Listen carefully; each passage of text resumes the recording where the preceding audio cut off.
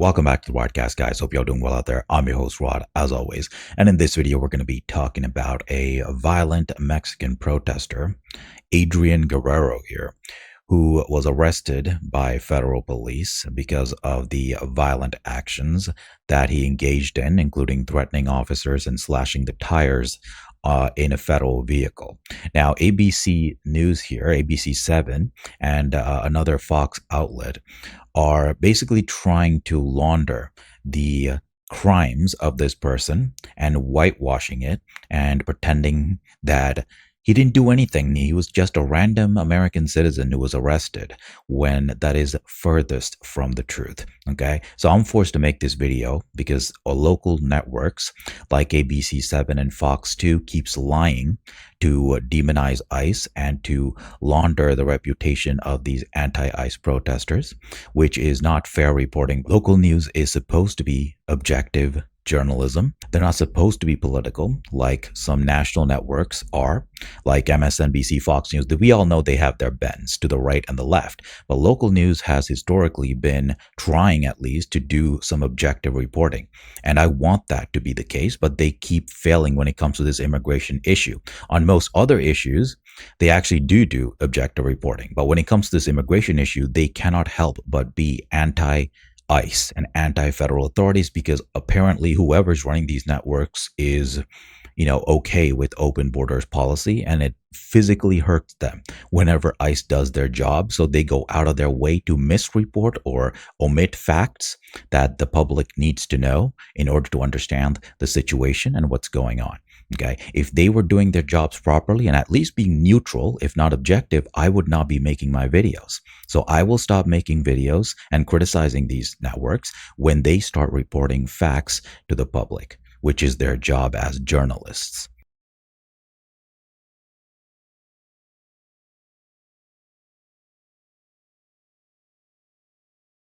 We want to tell you about a U.S. citizen who was detained while protesting outside one of the immigration buildings in San Francisco. Yeah, the protester was released earlier today, but now questions about the legality of this detention are beginning to come out. ABC 7 News reporter Luz Pena spoke to her. She's live in the newsroom with what she told her. Luz.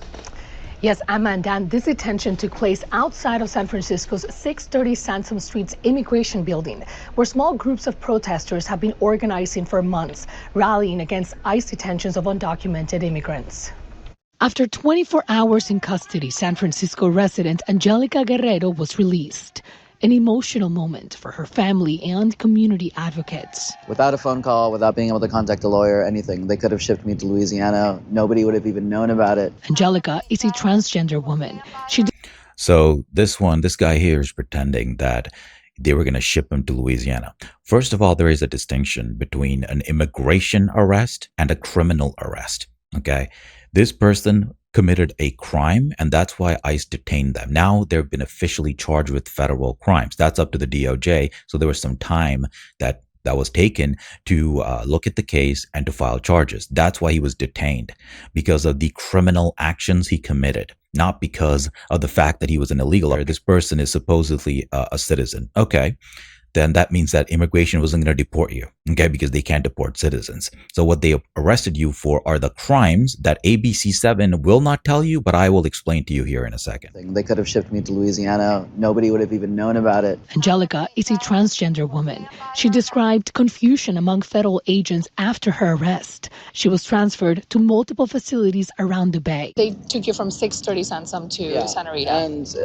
those holding cells in Santa Rita jail are barbaric. These images from a video posted on many websites show the moment a federal agent turned and tackled Angelica and arrested her while she was protesting with a small group outside an immigration building in the city. I didn't hear any, rights being read or anything like that. Angelica's parents and community advocates said they spent hours trying to find her after Wednesday's arrest. They finally located her Thursday morning. How ICE behaved and how they're behaving and how they're moving forward is unjust, because it's not just our child.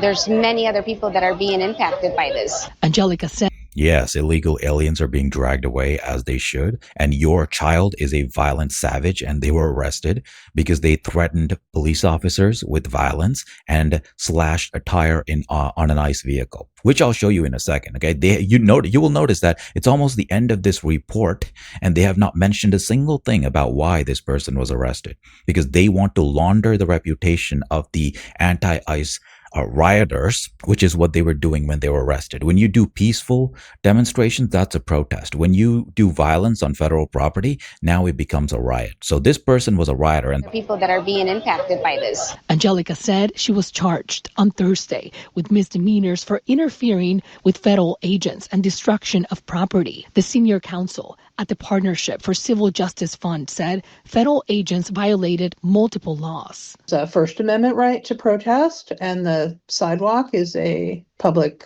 space that's traditionally allocated for that.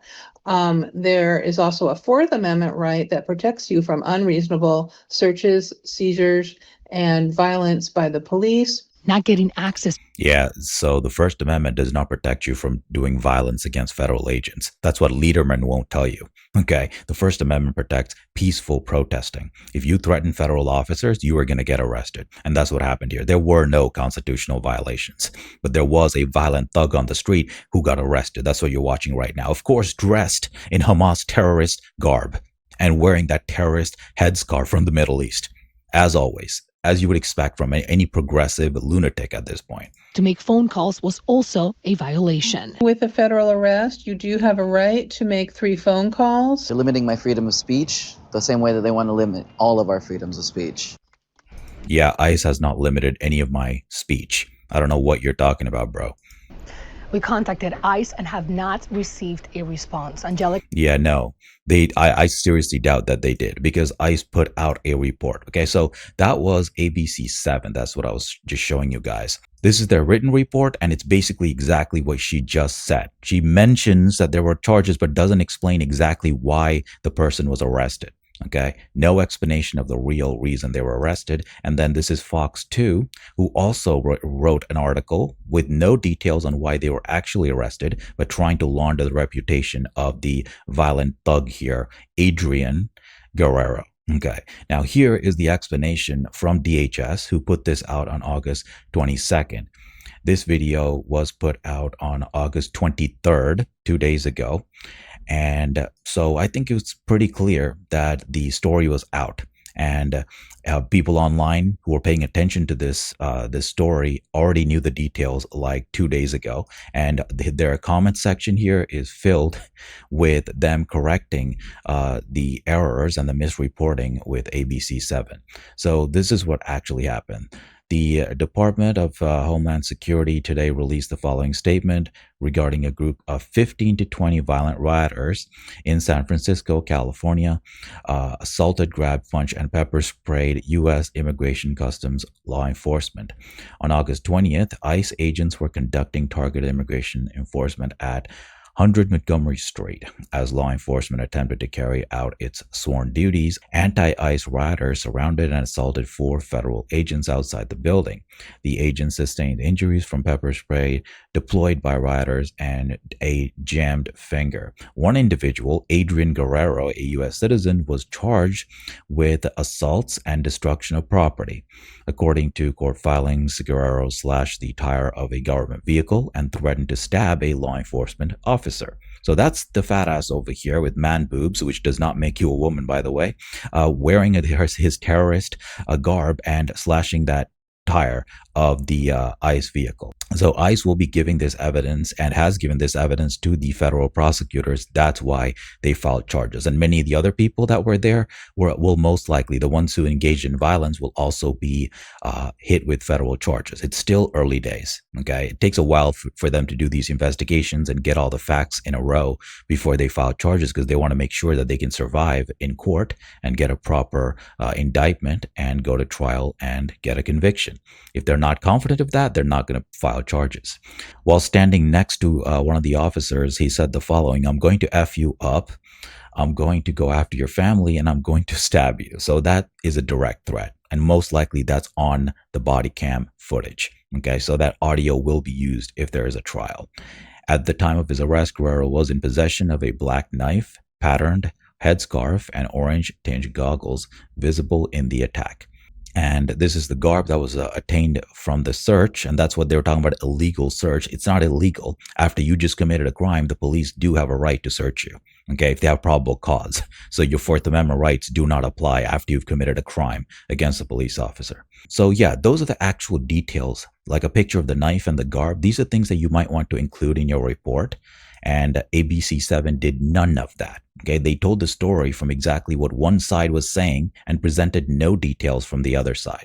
Okay, same thing with Fox 2 here. And they have not edited their articles here, by the way. They have the ability to edit these articles. Okay, it's 4 days after the attack now. This is the 25th of August that I'm making this video. And they have not made any corrections and or balanced coverage of this. They only presented the side of the violent protester, the rioter. They did not present the side of the law enforcement who were the actual victims of this person's attack. So this is my problem with local news, is that they don't present a full story so that people can understand properly what's going on. Okay. DHS put this out, like I said, on the 22nd, 2 days after this event and after he was hit with charges. They could have presented this as the other side's take on what happened here, but they did not do that. I do these stories to put pressure on ABC7 and other outlets so they do their job properly, so they can inform people. Hopefully it works, but nevertheless, you guys are going to get the facts of what's happening, no matter how you feel about it, on my channel. And that's all I got to say for this video. Thank you so much for watching. I'll see you guys in my next one. Stay safe out there.